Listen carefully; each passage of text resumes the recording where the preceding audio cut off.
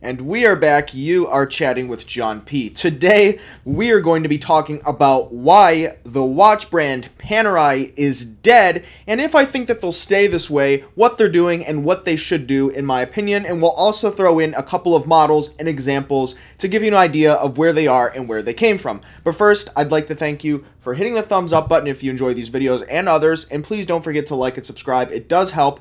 And also, full disclosure, DelroyWatch.com, my site where we buy, sell, trade pre-owned watches. We do have a couple of pretty good Panerai models that are great value. So even though I think the brand is kind of dead right now compared to where they were, they are a great value, and they are certainly not bad watches, so do not take that impression. So, Instagram, The Real John P. You can reach out to me there for any questions, comments, and all that stuff. So let's jump right into the topic. Panerai is dead.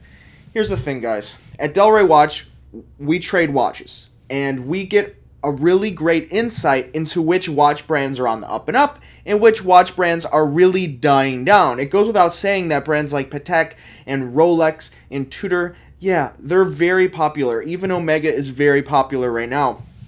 But Panerai, we get almost no requests for them. Now, that doesn't necessarily mean 100% that the brand is totally dead, but when speaking with other dealers that I know, as well as just looking at what's happening to the prices of pre-owned Panerai, as well as, gray market unworn Panerai, they've really gone down as well, and we do get very few calls for Panerai, but we also get tons of calls for people trying to sell Panerai, and it becomes difficult because if you did buy the watch brand new instead of pre-owned, it becomes a bit of a tough play if you decide that you'd like to move on to something else. So let's talk about the brand, what Panerai did to get themselves into a bit of a bind here, and also what they're doing to try to get out. So first, Panerai was started in 1860. There was a guy named Giovanni Panerai, and he was in Florence, Italy, and he basically just started up a watchmaker shop. Now, throughout time, Panerai watches were really modeled for and created for military use in the Italian Navy, and so they were made to be used by frogmen and divers, and they were made to be sports watches. Very simply put, rugged, durable sports watches. Throughout the quite a bit of history in for Panerai. They were actually produced by Rolex watches. Some of the cases as well as the movements were produced by Rolex, which is an interesting piece and story. Now, some of that is debated. You have some really diehard Paneristi out there that like to debate some of these facts, but there's a lot of evidence to support this. And so from 1860 pretty much all the way up until about 1972, these Panerai watches were kind of used by the Italian Navy and some of the other armed forces, and other people would wear them when they could obtain them.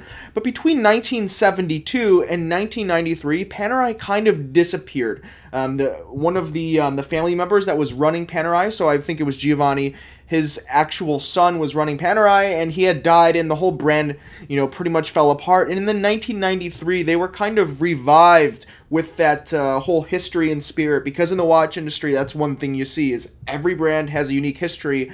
If it doesn't, it's probably an independent manufacturer, in where they more focus on the guy behind it, like F.P. Journe or Kari Voutilainen or something like that. So everything has a history, and that's what the company that kind of, relaunched them was focusing on, that history and heritage in the sports feel. And from the get-go, 1993, it really took off. I mean, you had Arnold Schwarzenegger, you had Sylvester Stallone, some of the other celebrities. These things were so hot. They were larger, they were chunkier, they were basic, and people loved them for it. They had Edam movements, and sometimes the Zenith movements were used depending on the model. So they were all rugged, durable sports watches. And that's kind of where Panerai went until maybe the last 5-6 years or so, until they developed their own movements and started changing things up. And that's also the reason why the brand kind of died. Here's the thing. All of their watch models traditionally look like each other. They just do. They had the radiometer and the luminor primarily. They also had the chronographs, which were limited releases, but basically they had the radiometer and the luminor. The radiometer had the wire lugs, was a cushion case, and the luminor was your traditional Panerai luminor military, frogman watch.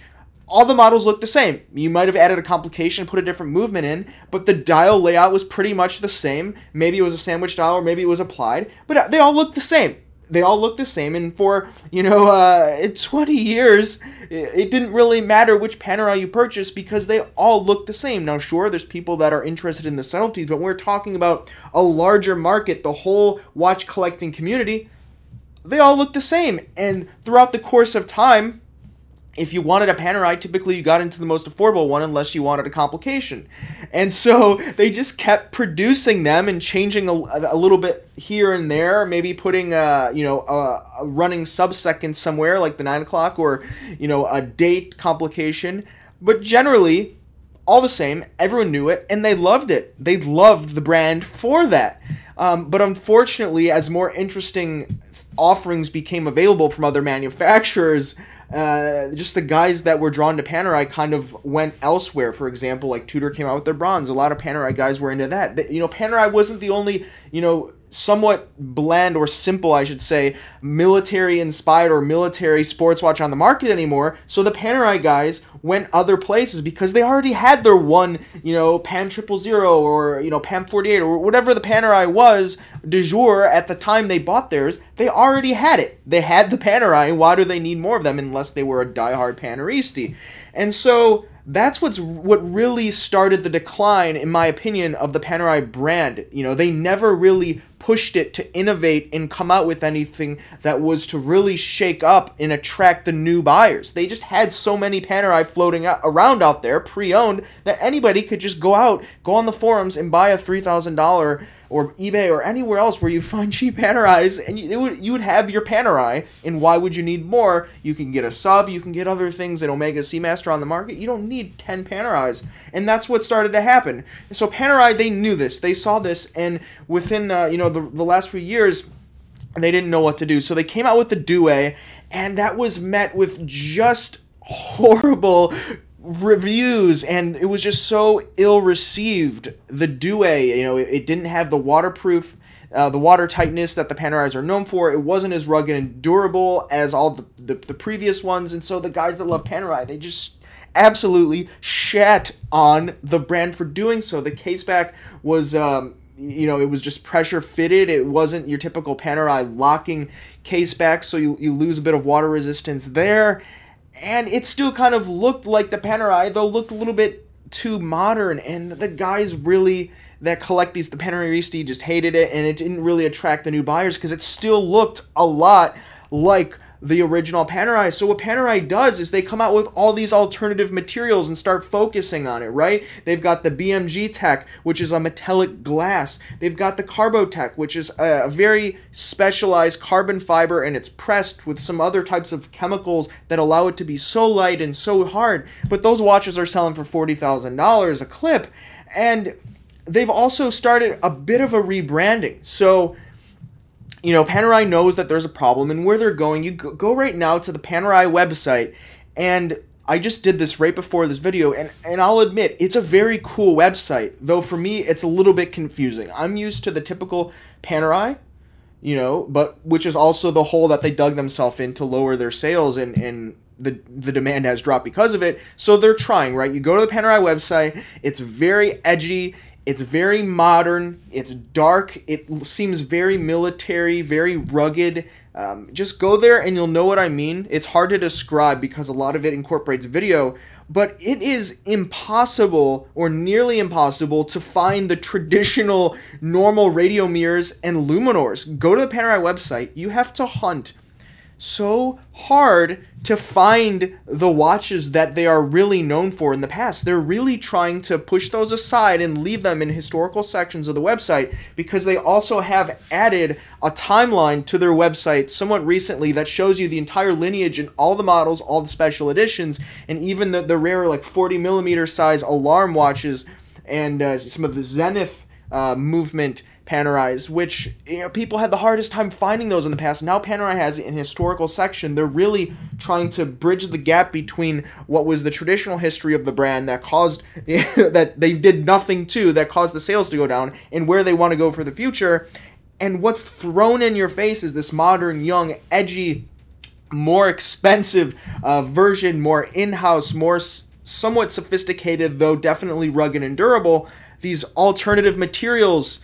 And we'll talk about those alternative materials in a couple of examples. The other thing I want to mention is it's kind of interesting because they have an America's Cup watch, and the whole sailing theme is kind of what other brands, or two other examples of brands in the past, kind of did as last-ditch efforts to try to get more into the front of the more sports enthusiast watch wearers. For example, Corum did it with their Admiral's Cup, and they really started driving home that Admiral's Cup towards the end, and even until today. But you know, specifically, Panerai has this Luna Rossa. And what you also saw was the America's Cup Omega, when Omega was going through a bit of a slow time in about the year 2000, and they really pushed that one home. It was a flop, but for some reason, it seems to be something that these watch brands are kind of drawn to as a Hail Mary. I don't know if there's like a consultant in the back that says like, hey, make a sailing watch, you know, everything will be okay. I don't know. That's just something interesting I wanted to throw out there and point out for the brand. So let's get into a few examples that I have here of these edgier, newer, more modern Panerai with these alternative materials where the brand is really focusing on currently. So for example, here we have a Panerai Submersible, right?